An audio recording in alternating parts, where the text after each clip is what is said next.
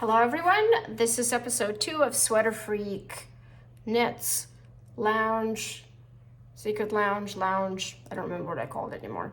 This is episode 2 and my cat is in the episode because he's behind me. One of my cats. His name's Smokey. Okay buddy, he always likes to sit beside me. Alright. So just a short rundown of what I've been up to. I fully intended to record something last week, but it didn't pan out because I ended up releasing this sweater and things just got way too busy with social media and releases and tests and other commitments I had. So I'm just doing it 2 weeks later. I guess sooner than later. Later is better than never.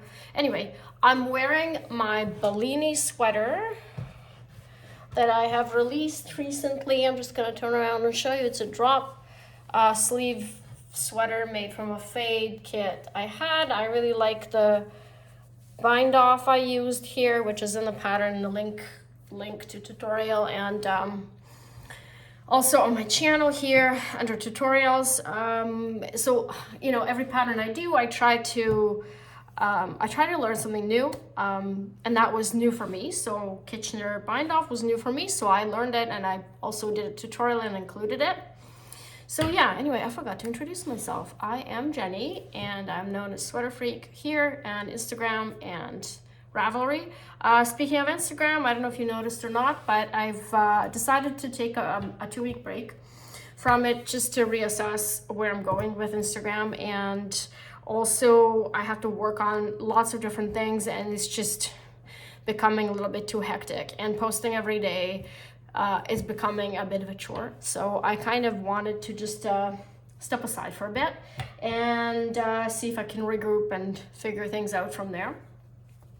Anyway, yeah, so Bellini sweater is still on special today and tomorrow, and if you have received my newsletter, then you should have a code in there. I will be resending it tomorrow, so if you have not signed up to my newsletter yet, be sure to sign up to get a special code for this sweater, because I will be resending it to remind people that it's running out. I probably won't be running any good sales in the next few months, so that would be a good opportunity to get the sweater if you wanted to. So I just wanted to chat a little bit more about this design, fade kits. So we all got a bunch of those back in 2017, 2016, 2018, when things started getting really crazy with the hand dyers, and every hand dyer is coming out with those beautiful combinations of 5-6 skeins that you just had to have. And I know I did. So I got, I think I got 2. I got this one from Cat's Riverside Studio, which have pre-orders open. I'll leave the link below in the description.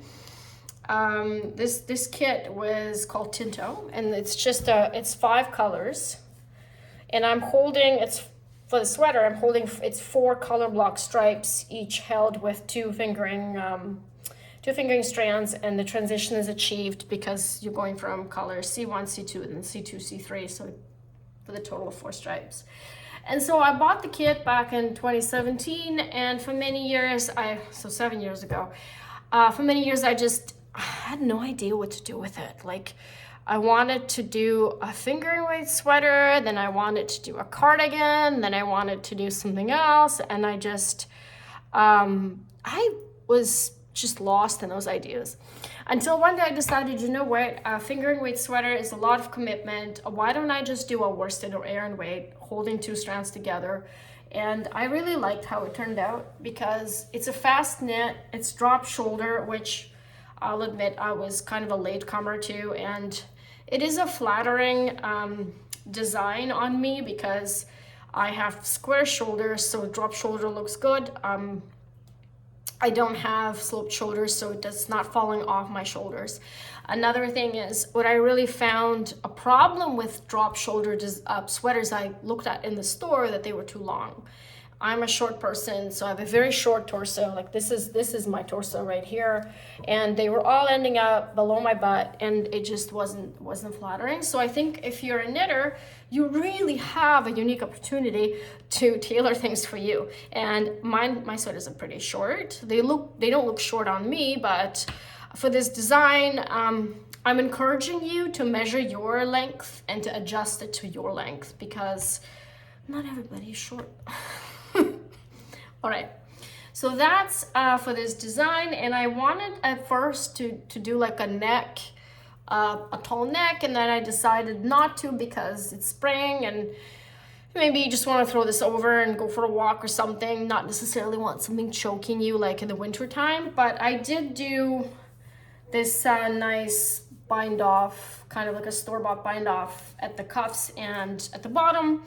And so, you know, you potentially can add your own neck, or, you know, keep it like this, which is sort of a universal, and just put a cowl in the wintertime.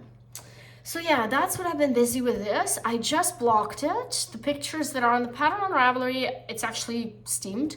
So this is blocked, and it turned out really well. I was kind of worried that my sleeves were too short for a sample, but once I blocked it, they're perfect. I don't really like sleeves that are, you know, super long or short sleeves. This is a pet peeve of mine. If you have sleeves that, you know, sample just out here, like, you know, I think that sleeves should be somewhere down here when you're standing like this, which these are.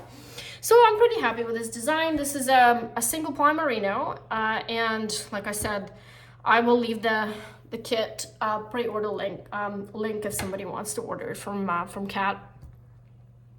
What's next?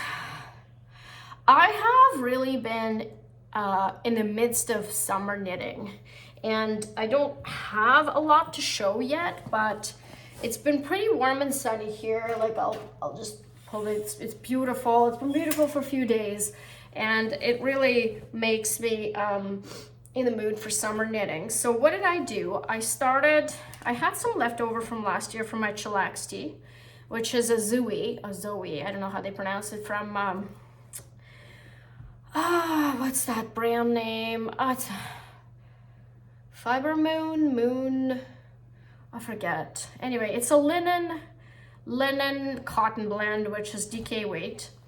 And I've started a simple raglan tee with one little trick here is I'm using lifting creases for raglan, which is again something I've never tried before.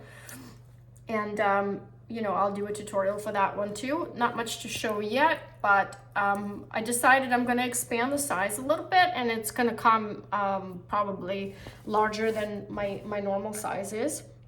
So that's something that's probably gonna be my next test call. So if someone's interested in that, you know, check out your yarn stash, your summer stash, your worsted linen stash. That would be suitable for this. For my tests, I don't necessarily want testers to use exactly what I use, but something more or less similar. What else? I'm also planning a shawl design with these two colors from Ms. Babs, which I think I'm gonna go with a mosaic sideways shawl.